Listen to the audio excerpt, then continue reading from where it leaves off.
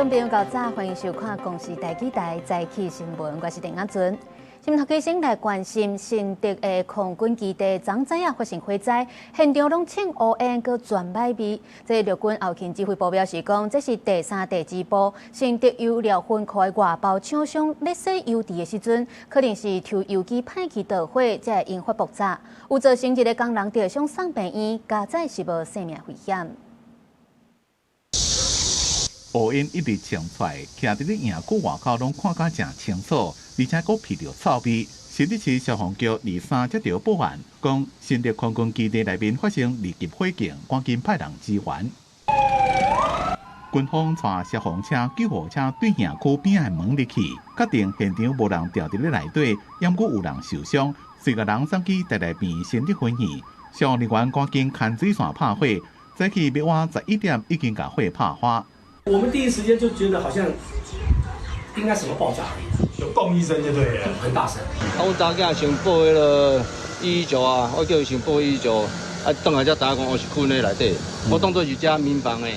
啊，较早这是一个油库无毋对啦，因为阮住遮住50几年、50-60年哦，这拢是油库啊。当地人讲，迄当阵听到空军基地有正大声的声音，好佳在火正紧就控制佮拍花。因若导火原因，陆军后勤指挥部讲，第3、第4波新竹油料分库负责油槽管理维护，请外包厂商清洗油池，敢若是抽油机各种导火，导火所在伫咧油槽外口引起爆炸，一个工人受伤送病院，无性命危险。因若驻防伫空军基地换上2000战机无受影响，战备任务正常。陆军部讲，军方的设施无损害，代志发生的原因交予警消调查。记者综合报道。欧洲国家立陶宛最近正咧重新做执政联盟换总理，有风声就咧传讲，因同意中国重新来设立临时的代办处。即马拄啊好，这立陶宛推动的对台经济合作行动计划是暂时告一个段落。咱的外交部就表示讲，这计划暂停是因为立陶宛政府要改组，强调咱台湾甲立陶宛的合作未受到第三方的影响。欧洲波罗的海国家立陶宛2011年同意咱国伫首都设立以台湾号名的代表处了后，引起中国的不满，甲双边的外交层级讲做是代办。不过最近立陶宛甲中国的关系哪像有变化？有风声讲立陶宛要同意中国重新设立临时代办处。希望立方尽早采取行动，果断纠正错误，回到恪守一个中国原则的正确轨道上来，为中立关系正常化创造条件。中国外交部并无直接证实相关的安排，敢若强调要求立陶宛遵守一中的原则，因为立陶宛政府正咧重组执政联盟换总理，外界关注新政府敢是有想要甲中国改善关系。拄好立陶宛这边推动对台湾经济合作的行动计划，这个时阵嘛宣告暂时打动。针对这点，咱国外交部表示，主要的原因是因为立陶宛政府改组，强调台湾甲立陶宛合作未受第三方的影响。台湾和立陶宛是基于民主、人权还有法治的这个共享价值而成为紧密的合作伙伴。那双方互设代表机构以来，两国政府和人民在各领域交流日益频繁，双方的友好合作不受第三方的影响。来看台湾甲立陶宛这几年经贸的互动，台湾对立陶宛一直拢是贸易顺差，双边贸易的总额伫咧2021年达到1亿7500万的美金。创下高点了后，一直拢真稳定。咱国这边主要是外销半导体、电子零件甲资通讯产品去立陶宛，而且咱嘛甲立陶宛买雷射、光学、升级医疗等等的设备。它国内的政党轮替那可能就会对他们的外交的一个态度造成影响。目前呢我想这其实只是一个妥协啦，我们还要看接下来的一个发展。学者分析，立陶宛部分的政治人物主张甲台湾深化交流的时阵，嘛应该恢复甲中国的经贸，也有外交关系。不过现此时，欧盟对中国是采取强化贸易防卫。在这个立场之下，无认为台湾甲立陶宛的关系会有改变。记者综合报道。过来看中国通过这民族团结进步促进法，内面写着境外组织和个人若是破坏民族团结、制造分裂，拢会当依法来追究责任。日本就有自民党的议员是跳出来警告，讲这款的法规连外国人讲一句支持台湾，都恐惊会受到这制裁。咱的总统赖清德是表示讲，无任何国家会当激外国，跨国镇压是已经成做这民主国家共同面对的挑战。民族团结进步促进法》明确提到，国家促进两岸经济文化交流合作，增进台湾同胞对中华民族的归属感。今年3月，在中国第14届全国人大通过《民族团结进步促进法》，预定7月初1正式上路。全篇7章拢总65条，包含出版、网络、企业到宗教，各牵涉港澳台甲海外华侨。台大政治系副教授陈世民分析，表面上看起来是要促进民族团结，不过中国其实是要用法律针对制造分裂的人追究责任。在网络上曾经留言批评习近平、批评中共，或者主张台独这样的一个言论。你有可能都会被北京收集到，然后跟中国有引渡条款的一些国家，比如像柬埔寨、缅甸这些国家，你有可能就会在那边被在这个地方的一个警察给拘留起来，然后在中国大使馆的要求之下，你可能就被引渡到中国去。那台湾爱4字其中第63条写明，中国境外的组织甲个人破坏民主团结、制造分裂的行为，拢会依法追究责任。日本自民党议员被传书到警告，外国人除了批评中国可能会互人当作犯罪，就连一句支持台湾也有可能互人制裁。刘委会提醒中国用词无明确，可能会甲人随便按罪名。几位纽西兰的议员来台湾访问，他们就立刻宣布对纽西兰的议员进行制裁。所以我想这个是配套的这个步步进逼了。跨国镇压已经是民主国家的共同挑战，除了假信息甲认知战的攻击，总统赖清德嘛讲，政府会为预防、保护、反制3方面来做运用。对于境外受跨境骚扰、恐吓或镇压的国人，我们动员驻外管处网络，提供紧急协助与必要资源，也正在完善法律体制，要让加害者受到应有的制裁。欧洲议会第6月中嘛再度通过决议，反制跨国镇压，各关心中国政府施压涉台议题。罗总统表示，台湾除了支持欧盟强化营养机制，嘛会持续甲理念瓦近的国家共同建立会当即时意见，有效追究责任，而且更加完整的保护网。记者采访报道。我来关心天气，今日各地同款小热，气象署有针对全台湾13个县市来发布高温的警示，提醒观众朋友要注意，可能会热甲超过36度。对画面当中会当看到这风台米克拉甲无花果，目前是拢上北往日本去。虽然未直接扫来台湾，也毋过今仔日开始也是会受到这外围环流的影响，水汽会变较高。伫咧华东地区会较高落阵雨，过到各地山区、南部地区嘛有可能会落雷公雨。对阴暗到明仔早起，西部甲东北部、金门、马祖地区拢会较高落雨。礼拜这各地水汽嘛拢会较高。伫咧花莲的万里溪水头是出现一个新的崩山湖，这水量有可能会达到600万吨。行政院政委这季连成就警告讲，有可能伫咧10天至20天内，这水就会满出来啊！若是落大雨，可能佫会提早。林保署是判断这水位应该7月12就会满。伫咧水尾万盈甲凤林有38号时间得做保全户，发布黄色警戒时阵，就会赶紧来撤离。直升机对天顶看，规片山壁拢崩落，面积有45公顷，这么多土沙，甲溪流拢塌掉去。花莲的万里溪顶楼变做一个崩山湖，到底下楼的民众会惊？会怕，真的很怕。就像我们祝福这个全部，就是怕就是这样子。虽然林保署讲看起来暂时无危险，不过风台季节来呀，行政院政务委员季连成也警告讲，崩山湖20天内有可能会满出来。它的储水量大概是600立方。600立方的概念就是大概600万吨，预计在10到20天之内会溢流。如果遇到大雨的话，时间可能更提早，更提早。林保署讲，崩山湖伫咧7月12左右就会到满水位，赶紧甲乡镇公所的官员开会，惊讲崩山湖到时若满出，甚至是崩倒去，下楼的万盈乡甲凤林镇的民众真危险。所以万里溪两花50到300公尺拢列做警戒范围，万盈有8户26人，凤林30户。主要的出乱撤离区域还是集中在林田山，因为那边是一个比较河段狭窄的地方。另外，针对像长桥里、凤信、跟3星里的部分，影响的民众并没有很多。第8岭那边的跟第6岭的，还有面对中央山脉堤防的左侧那边有一些族人，包含都在里面了，就全部都给我离开了。若是发布黄色警戒，就会强制疏散铁路保全后。林保署讲，崩山湖伫咧中央山脉较深山的所在，溪谷正惊，人甲机具拢正歹入去，无法度对坝体做处理。另外，铁路桥梁甲万里溪桥这款设施也受影响。我们会配合它的一些预警，不然说跟马太溪一样会有黄色警戒跟红色警戒报。那我们该怎么样去配合？我们现在目前也成立群组。实在太深山，没有路到达，也没有任何讯号，所以而且它地形陡峭，直升机可能也没办法垂降，也没办法吊挂。那这样子的情况之下，我们会看看用什么样的方式来做最好的一个监测。万里溪下楼的爆发已经有派机具入去，把爆发加悬固定清河层的土山，一个铁路路线的规划，所有防灾整备拢伫咧进行。对崩山湖的威胁，各单位拢正注意。记者综合报道。疾管署公布，国内新增加一个科勒拉寒热啊带病入境的案例。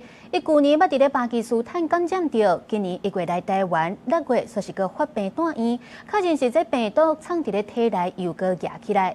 另外，国内也出现今年头一个脑土症马拉利亚这本土的病例，是这3冬来国内头一个本土的脑土症感染源也搁来调查。国内出现今年头一个本土脑土症的病例。个案是南部一个70多岁本国籍的女性，6月初开始会闹、会喘、阁会爱困，住院治疗，经过排泄物的检验了后，确定是去患着3毒性脑土症的病菌。当前的患者若无随治疗，致死率可能超过50%。加在个案已经复原出院，目前接触者6个人拢无症状，感染源也要厘清。这嘛是3年来国内头一届有本土脑土症的病例。它除了有持续性的一个腹泻，有意识不清，它还有急性的一个肾损伤的一个症状的一个出现，所以还是要提醒民众要避免生食，尤其是要避免生食的海鲜。另外嘛，新增加一个马拉利亚带病入境的病例，是一个20多岁外国查甫人。去年伫咧巴基斯坦的时阵，捌去患着马拉利亚，今年1月底来台湾，6月初因为发烧佮吐去互医生看，采检了后确定是马拉利亚其中的一种，号做冷日热，即个又佮反苦。目前伊拢知影人，当咧住院治疗。疾管署推测，这个个案的反苦的原因，真有可能是进前无完成全部的疗程，马拉利亚的原糖长期藏伫伊的肝内底，佮去互活化，才会佮压起来。早期的症状包括发烧、头痛、肌肉酸痛、恶心、呕吐或是疲倦等等的。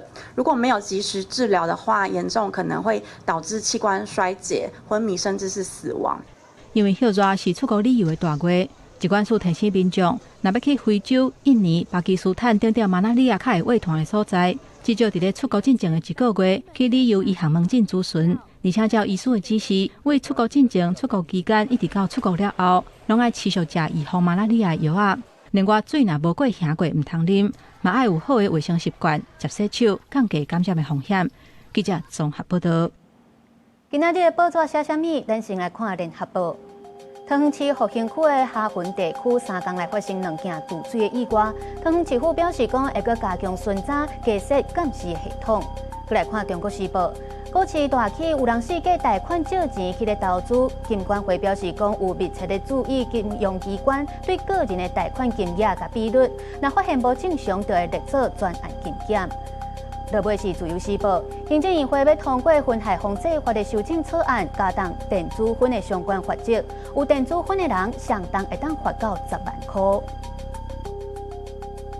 虽然即马这法规是已经全面来禁止使用电子烟，不过伫咧网络也是有人会买卖电子烟，而且佫会做甲真适拍，让无共的香味来吸引少年囡仔使用。去年统计，全台湾也有4万个青少年在食电子烟。国健署是表示讲，有提供咨询甲协助戒烟的服务，有3成的人已經成功戒烟。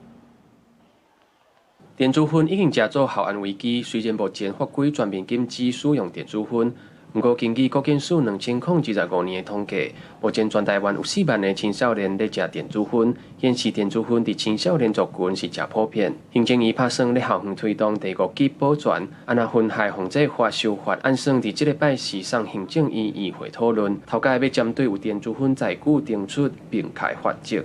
国中生的吸烟率跟国中生的电子烟使用率，确实电子烟的使用其实已经比纸烟高哦。那高中职的吸烟率大概6.2。那我们电子烟的使用率大概5.1。国健署拜二开记者会指出，新型的烟品常常利用时机性上接近少年人，甚至高中生食电子烟的比例比传统纸烟更较高。针对该烟的议题，国健署表示，政府有管道提供电话甲咱的资讯，全国有约2900间的医师机构，通提供该烟的服务，而且有3成的人成功透过卫教改除食烟的习惯。持有的部分绝对是新增的啊，持有的部分是新增，是因为以往呢可能就只有针对使用有做一个2000到1万的行政罚锾，那现在呢在持有的部分，原则上我们现在的规划大概至少是3万到10万。那个烟害防治法修正草案，国健署表示，若是通过修法，只要民众有电子烟载具相关会罚10万块，而且会没收。另外，草案嘛联议加严规范，甲电子烟的输入、制作、甲销售为行政法改做刑法。记者郭金勇、志光台北报道。行政院长杜英泰参加国际警察合作论坛的开幕式，讲到最近有成立反毒指挥小组，由政委桂连成来负责，透过4道防线来加强查缉，也是手法来加重罚则。不过，有这退休的军警做第5级保全要禁止校园的做法，确实引起争议。这桂连成表示讲，会听各界意见，也尊重校方的意愿。The forum is now officially open. 国际警察合作论坛邀请美国、澳洲、日本、菲律宾等等真济单位来参与，这嘛是台湾第8摆举办。AIT 处长郭立坚伫咧开幕致辞的时阵，肯定台湾积极打击犯罪、扩大证据、共同分享的成果。Taiwan's sustained contributions to the global law enforcement community remains a resolute leader in the Indo-Pacific by promoting and expanding law enforcement cooperation at every level. For U.S. law enforcement agencies, we could not ask for a more capable and collaborative partner than Taiwan. 行政院长杜永泰就表示，面对下境犯罪，无任何国家会当一个人拼到底。台湾是愿意和真济国家斗阵来合作的。上时嘛讲到，新的毒品是满是对社会治理、安全嘛有真大的挑战。面对近期依托米脂的新兴毒品，屡屡造成重大的社会事件，行政院也已将依托米脂透过毒审会来提升为第1类的毒品，同时来加强查缉。为了防止毒品加食毒塞车的问题，行政院最近嘛成立打乌反毒指挥小组，委员桂连成嘛正做负责人之一。伊讲会用4道防线来加强查缉，不一个则拼出互退休的军人、警察组成第5级保全进入校园阻挡毒品的想法，嘛引发真济争议甲批评。桂连成就澄清，相关的规划当咧听各界意见，会尊重学校的自主意愿。他是学校要提出这个需求，然后保全公司去他甄选，那这个甄选的过程是很严格的，包含这个安全调查都会有，他也没有执法权，保全是没有执法权的。那执法权还是需要学校请求当地的警察单位能够进到学校里面来处理。桂连成嘛，一个拜是行政议会会通过烟害防治法修正草案，若是有电子烟就会违法，除了会当依法没收以外，嘛会当罚金来处罚。希望安尼会当互阻挡的力更较强。记者综合报道。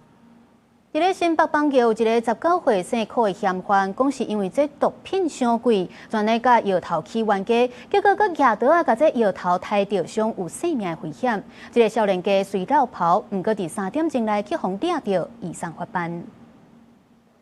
救护车赶到位，赶紧救一个倒伫咧路，一直流血、强要无意识的人。警方嘛介入调查，原来是有2个查甫人伫咧巷仔内走小玉，2个人又做伙摸一拳、争一拳，其中一个人摕会使拗的刀啊，为对方的腹肚堵入去，了后叫车走咧旋。我听到吵了完个声，都打开窗户看啊，大家是吵架主要真的是从那个肚子流了好多血，出来时我们看到的时候。很多警察在那边，我以为干嘛？然后竟然说毒品交易者，他可能有没事了就跑到那边。代志是伫咧新北市邦桥发生的，警方调查2个人互相熟悉，22日暗时9点外，约伫咧超商外口做毒品依托米纸的买卖，啊，毋过买人用话甲价讲价销伤贵，去互卖人空手摸落去，伊嘛去甲摕刀仔甲堵。双方是因毒品交易而产生交易纠纷，被害人遭许贤言语消遣，暴怒后追打许贤。扭打过程中，许贤持刀刺伤刘男的腹部。嫌犯敢若19岁，走3点外钟，伫永和去互警方抓起来，所尾会依照杀人未遂等罪移送侦办。受伤的这个38岁查甫人，还阁伫咧家护病房观察。不过，国内毒品的问题是哪来哪严重，即摆更加大胆，伫咧街头买卖，朋友溪空变面无讲情，才来引发杀机。记者综合报道。镜头来看国家，根据联合国的统计，在东南亚的诈骗产业，当年的3大收购代票1.4000亿这么多。就算去年泰国主导大规模扫毒行动，也已经救出大约5000个人。不过，根据人权团体的资料显示，目前还有大约5300个人是受困伫咧诈骗园区内底。总部设在泰国人权团体人口访问受害者公民社会网络因上新的统计，目前有大概5300名的诈骗受害者，互人绑在泰国甲缅甸边境的诈骗园区。人权团体发文呼吁警方爱赶紧行动。人口访问受害者公民社会网络的批信当中，讲到目前伫咧诈骗园区的受害者，包括1006名中国公民、200名缅甸人、20名泰国人，各来自菲律宾、台湾、马来西亚、巴西、罗西亚，各有真侪非洲国家的公民。这受害者伫咧严重的威胁之下，互人逼做诈骗，若要达成目标，得向业态。So to get people in a place where they are able to create fake relationships and steal money from people, oftentimes violence is used. It's a horrible jail-like situation for the humans inside these compounds. 人权团体指出，目前也有大量受害者去用拐伫缅甸民兵控制区的4个诈骗园区，然后外界要救人是更加困难。泰国去年主导区域联合行动，对缅甸米瓦迪地区大型诈骗园区救出5000名受害者。外界看作是东南亚这几年来规模上大的反诈骗行动之一。不过，诈骗集团真久就调整好势，依靠民兵武装庇护继续运作。根据联合国毒品甲犯罪问题办公室上新的报告，敢若是缅甸边境的诈骗园区，每一年骗人的不当所赚的都将近5100亿个台票。若是搁再加上缅甸、柬埔寨、寮国在内湄公河地区，就要到1.4兆，相当是全世界毒品买卖的规模。公司新闻景元庆编译。来关心两件重大庆案，伫咧加拿大蒙特罗街头受人压庆，甲警方伫咧车拼。这嫌犯是断死一个警察，甲一个民众，落尾嫌犯也互警方断死。因仔伫咧菲律宾的塔吉洛班，是有2个讲互同恶霸凌的未成年嫌犯压庆，伫咧后来乌白乱写，断死3个同恶，也阁尚无有20个人受伤。Hello, sir. Good morning. 为现场看到民众所翕的画面，会当知影案发了后，大店学生囡仔甲教职员惊吓逃出学校，受重伤的女学生，互民众扛起哩自用小卡车送去病院急救。这是伫菲律宾中部雷伊泰省的大城塔克洛班，有1500外学生囡仔读册的国立圣何塞中学，传出2个学生囡仔牙枪对同学扫射，造成3个同学死亡，另外至少20人受伤。警方事后伫现场四周围找到至少40个枪支卡。We have taken custody of the 2 CICL suspects, an alias Rod, 15 years old, also a student of the same school, and alias Nash, 14 years old, also of the same school. 2个未成年嫌犯甲警方讲，因伫学校去互人霸凌，毋知起一个牙枪去学校开枪报复。警方初步调查显示，2个人拢无犯罪记录。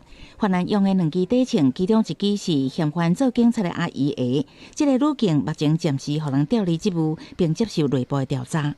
根据菲律宾有关未成年刑事犯罪法律，14岁嫌犯除了强制交由社会局辅导管束，无任何刑责，嘛未落前科。若是15岁达到限制的嫌犯，若是经判定有辨认能力，都会面临刑事起诉。共款惊吓的清洁现场，原来出现伫20多年来治安良好的加拿大的蒙特罗，外面会当看到大阵野情的环境，挖进这栋大楼的门口，准备进入搜查嫌犯。Everything started around 11:35, and then went on, and there's an exchange fire on the level of the streets. We really neutralized the right person, the suspect. 加拿大媒体报道指出，互人拍死的嫌犯是单独犯案，作案进程捌散发针对妇女的暴力是意图。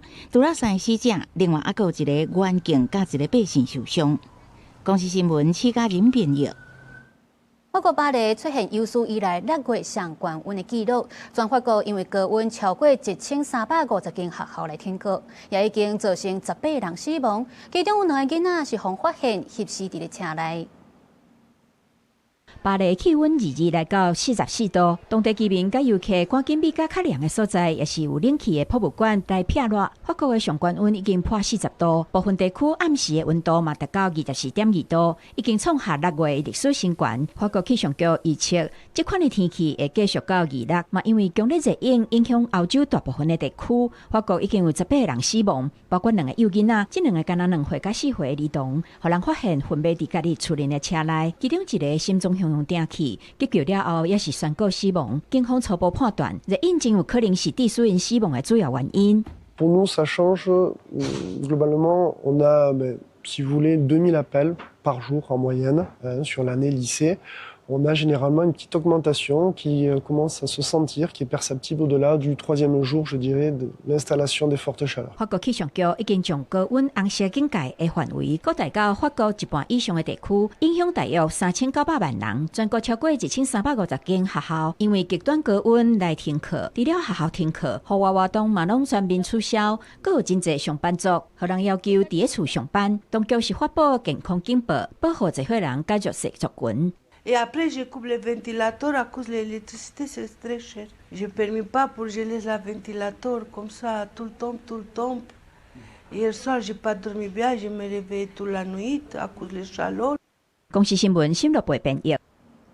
英国首相是凯尼请辞了后，目前工党的新党魁是前曼彻斯特的市长碧南，声势正悬。针对这是凯尼请辞，欧洲多数是拢肯定伊任内贡献。不过美国总统川普却是批评伊彻底失败。原来英国的反对党嘛是批评是凯尼施政，呼吁规个国会应该提早解散定选。So help me God。斯凯尔请辞迄天下晡，伫国会议员补选选赢的前曼彻斯特市长伯南，伫西敏市宣誓就职，随宣布要选党主席，将做上届热门的人选。本来嘛有意竞选主席的前卫生大臣斯特里廷，真紧表达支持，代表伯南无竞争对手，差不多确定正做新科工党的主席甲英国首相。现年56岁的伯南，伫曼彻斯特市长期间，打造乐观行动派也甲土地的形象，得到北方之王的称呼。支持者认为，伊会当互工党起死回生，对抗极右派的气势。不过，地缘政治甲经济挑战也是真大。右派民意的英国改革党主席法拉吉讲，斯凯尔施政失败，无论上做下一任首相，拢无有够的民主授权，呼吁解散国会，提早大选。6 prime ministers in 7 years. That's destabilising. I think the great British public deserve to give their opinion. 面对斯凯尔请辞，欧洲联邦领袖第一时间予伊温暖的告别甲祝福。不过，美国总统川普批评斯凯尔一点也都无亲像英国的政治家丘吉尔，批评伊伫伊朗战争的时阵拒绝全力支援美军，佮批评伊建在北海油田无开采、插满风电机的能源等政策正失败。He's got 2 problems: energy and immigration. And crime. He's really hurt himself very, very badly. 英国政坛走尾灯继续走，不过当年过10号首相府内还有一个元老，伊就是首席掠鸟器的鸟鸟赖瑞。迄天，媒体聚集伫个光体前等待斯凯尔离任宣誓。赖瑞也是伫个厝门口伫散步，看过6任处主来去的伊，特别迎接第7个英国首相。丰富的政坛资历各加一笔。公司新闻施会长编译。国际阁有啥物要紧台，带大家做伙来看世界。洪泰无法过1个27会接近日本的伊豆群岛甲小笠原群岛。另外，洪泰美克达2个26会接近Okinawa。日本的气象厅是警示讲，九州等等的地区都要严防落大雨，伫关东沿海嘛要注意风影会真大。乌克兰指控罗西亚军队攻击乌克兰总统泽伦斯基的家乡一大民用设施，造成3个人死亡，各有19个人受伤。伊朗参阿曼宣布要做回来建议航母海劫的管理服务费，不过美国国务卿罗比奥是强调，航母海劫是国际水道，任何国家拢不准甲人收过路费。镜头转来看国内，台北市长蒋万安甲民众党最近是话讲要修宪废除监察院，不过国民党主席郑丽文是直接表态，讲修宪不是现阶段优先的议题，无可能真正去推动。因为民进党这边就来质疑国民党的讲法无同，是假硬要来修法废监察院。要废监院必须要修宪，所以它不会是我们现在要去。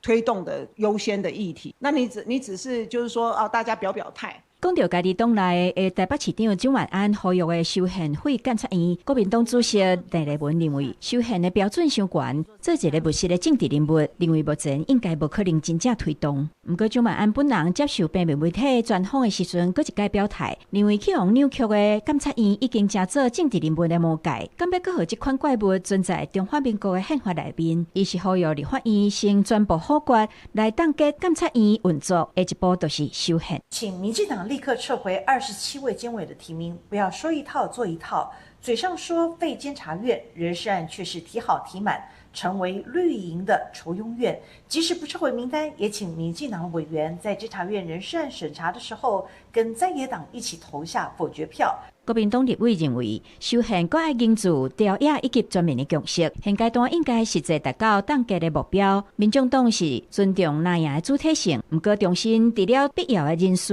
甲法定义务的支出，监察院其他预算拢爱甲删除。新提名的监察委员嘛，全数拢卖甲同意。立营是呼吁在野卖拍假球，强调要废监察院，就只有修宪这条路。没有3党一起来，不足以成事。废监察院。透过修宪的方式没有问题，51张选票我们会全部投进去。国民党现在态度又缩回去了，郑丽文现在讲他又没有版本了所以呢，这个整个宪政的一个主张的一个议题那其实各个政党都要讲真话了，不要跟风民进党重申，因为修宪需要达到立法院相视3门槛。民进党虽然支持，不过无法度单独完成。呼吁民众党正经爱说服的是国民党，若无就爱照现行的体制，好好审查预算甲人事案。记者综合报道。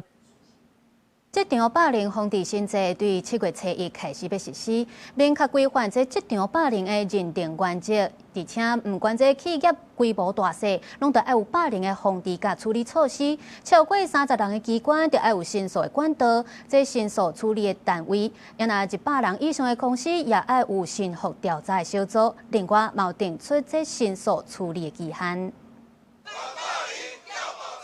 工课场霸凌防治新制度7月初1正式实施，公司无论大小，拢爱有工课场霸凌防治甲处理的措施。只要有申诉，头家拢爱启动保护甲协助的机制，按规定调查或者是协调，袂使放外有在代志发生。而且企业规模愈大，都要建立愈完整的制度。那100人以上的事业单位，它必须要成立调查小组。那刚刚也有提到说，申复的一个机制，要求事业单位必须要有一个申复调查小组。那处理的期限，员工30个人以下的，接到申诉3个月内爱决定，若有必要会当延长1个月，期限上长是4个月。那100个人以上的，上久爱伫5个半月以内决定。劳动部表示，这个时间的规定拢是上限，无希望头家人就安尼就来拖刷。更重要应该在做预防，比如说绩效管理要目标设定非常清楚，跨部门沟通协调要非常的顺利，就可以避免很多的误解跟冲突。工课场霸凌要安怎认定呢？亲像同事主文加排无出招，伫工作群组黑白讲同事的歹话，甚至下班了后，主管还佫传信息要求大家处理工课的情形。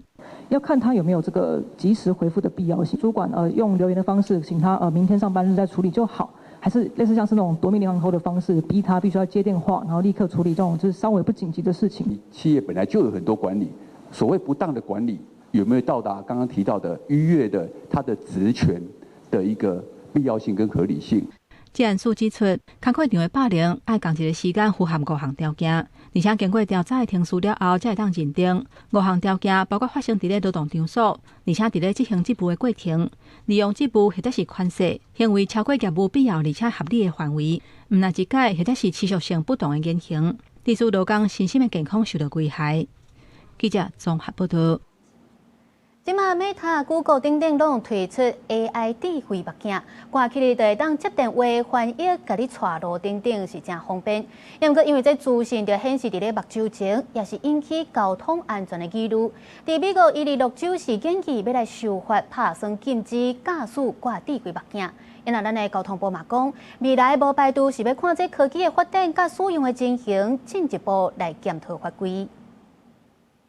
可以跟我说怎么到台北车站吗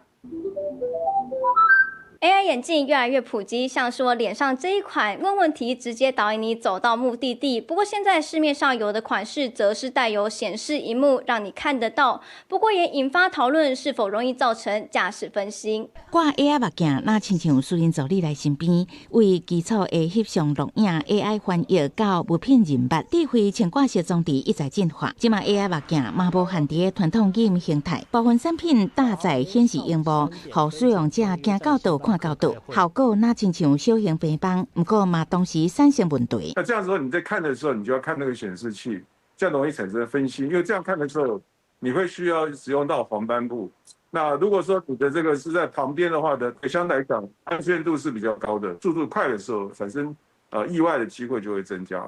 美国伊利诺州议会当地推出一项修订交通法规的法案，提案防讲加资讯投射伫视野内，比例嚟看手机更加危险。专案限制范围包含无论是不是伫显示荧幕，还是 AR 功能的所有 AR 目镜，嘛规范准讲免提的语音模式，还是车伫塞车的时阵，驾驶人拢禁止配挂。如果它具有相关的通话的功能，然后驾驶在开车的过程中也是用手持方式来操作它的话呢，原则上就是会有处罚条例31条之一的一个使用。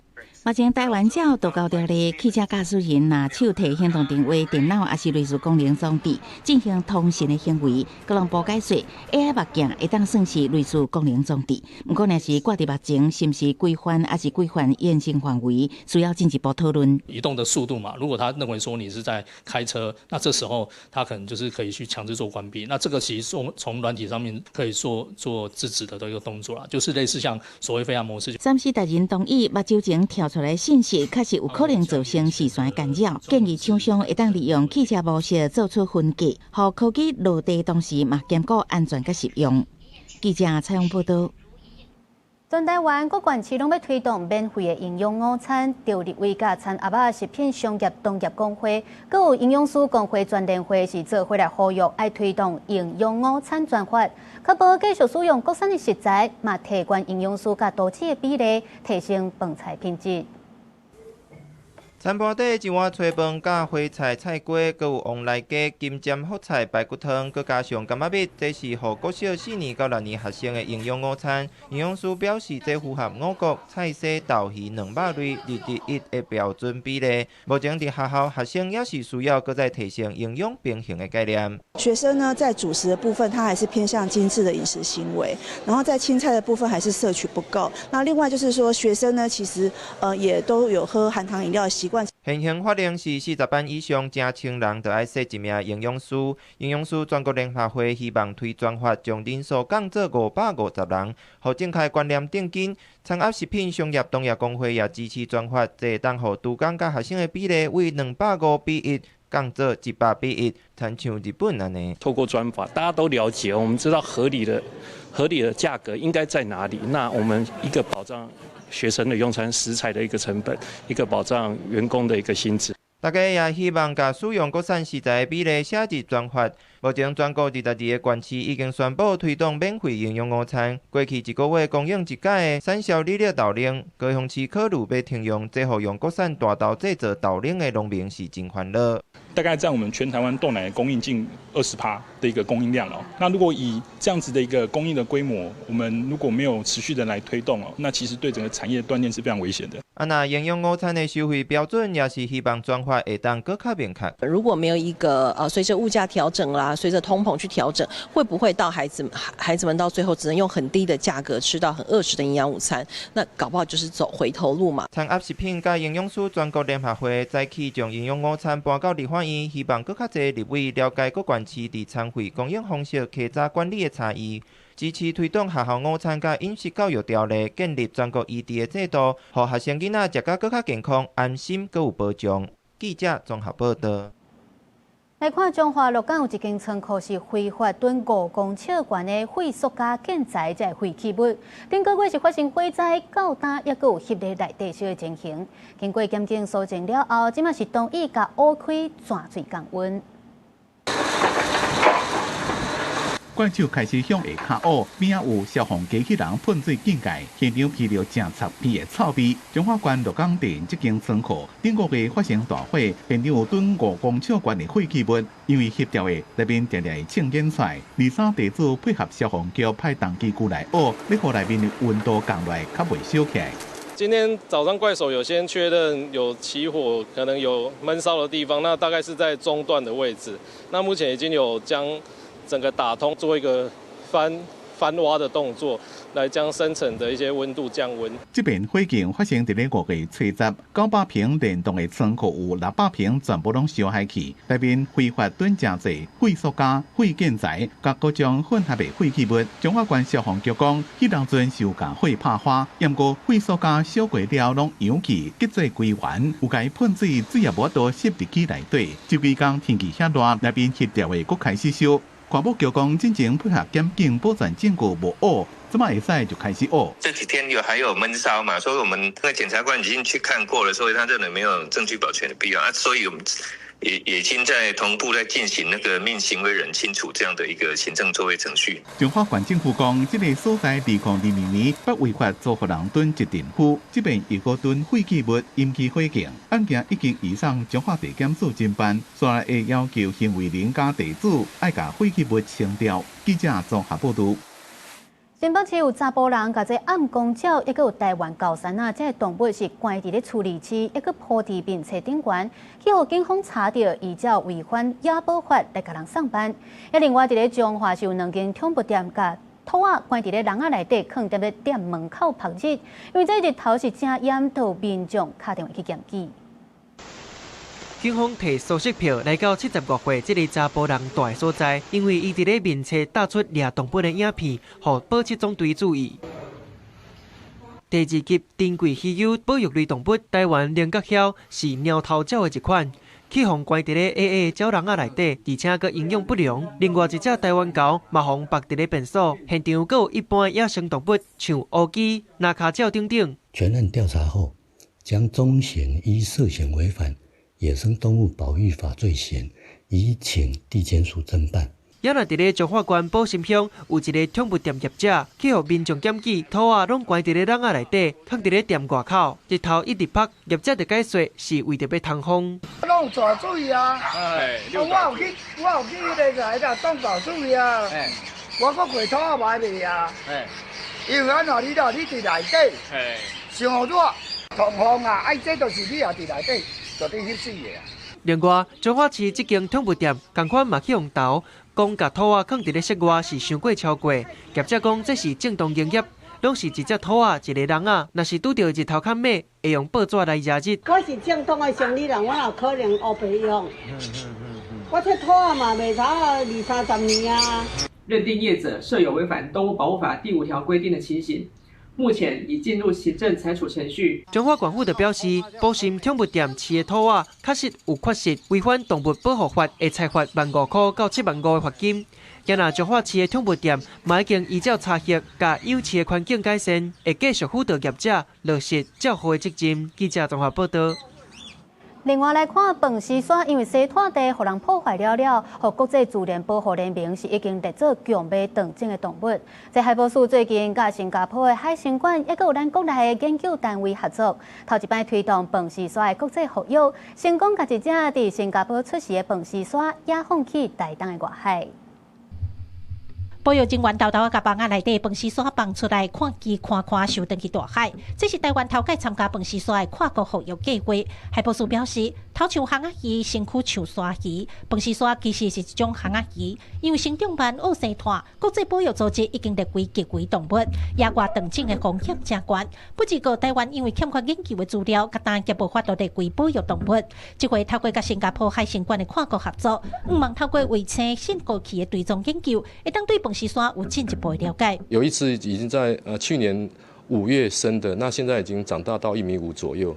那希望能做这个标示放流，把它回归到我们东部的海域来做一些比如说那个它的洄游路径，或是它的栖息水深跟温度的。这尾饭匙山的鱼宝是新加坡对台湾东部海域卖登去探种的，这回甲生的鱼仔囝送登来台东外海野放。海保署表示，整个计划动员国内真侪单位，高科大是负责到信号器甲后续的追踪，你国立海洋生物博物馆是负责鱼仔对落机场开始的运输，一直到野放进前的照顾。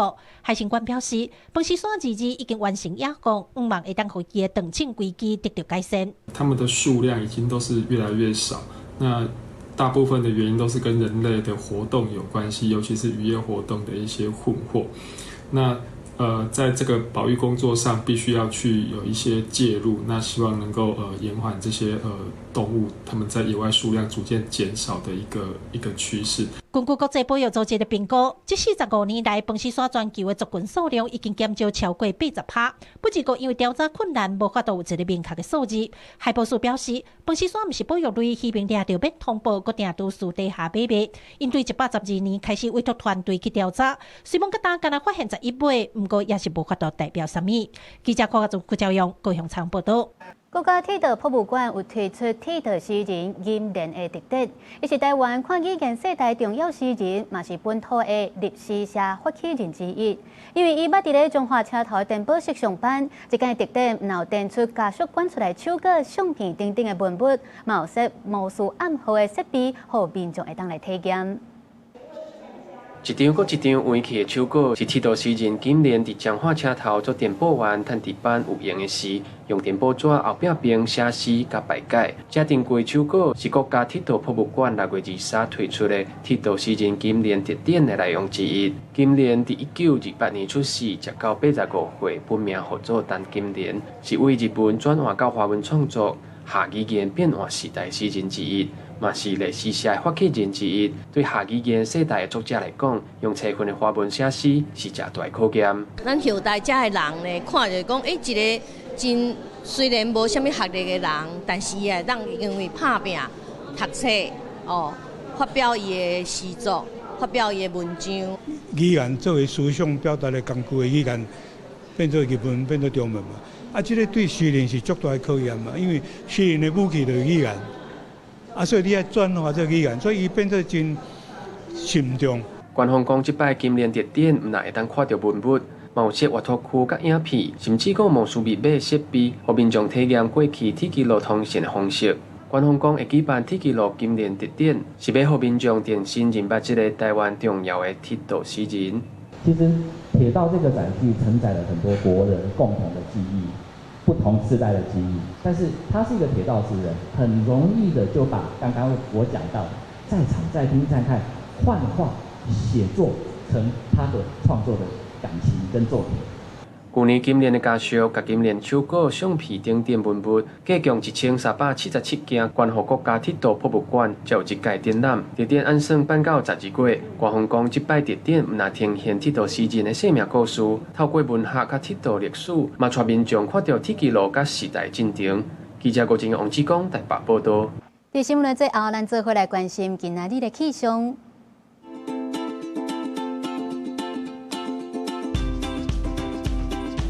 北部地区25度至37度，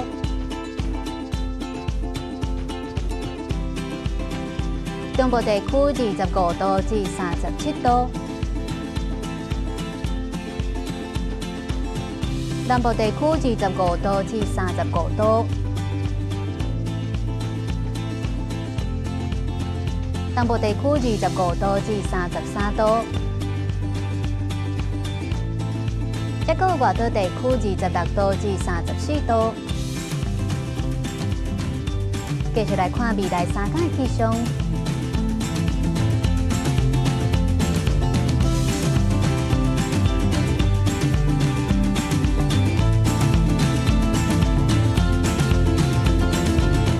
感谢您收看今仔日公视台记台早起新闻，我是陈雅纯，祝您平安顺心，咱明仔载同一个时间再会。